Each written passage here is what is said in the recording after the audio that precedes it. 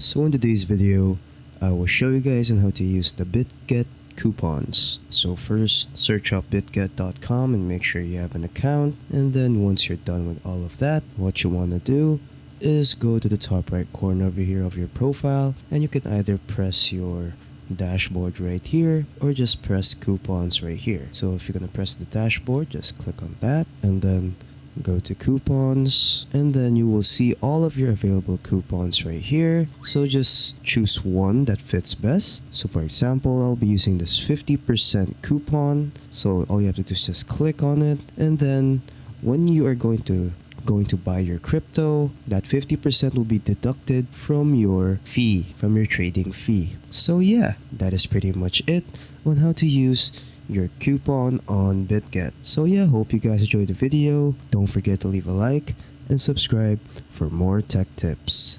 That is all.